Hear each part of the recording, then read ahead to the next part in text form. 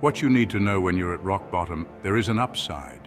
It's the perfect foundation to build your strength. Let's say if you're drowning in debt.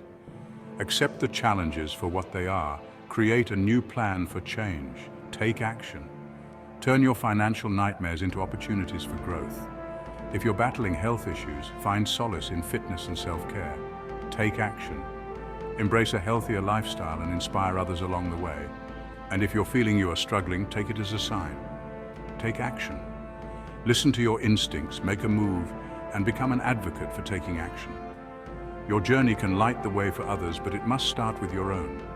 Become a testament to human strength. Utilize the power within you to turn your struggles into strengths. So, next time life gets tough, remember you have the power to change. Make your next move. Remember that transformation starts with a single step. And that one step could be the one that changes everything. Because with every struggle comes a strength waiting to be discovered. You are only as good as your next move. What will it be?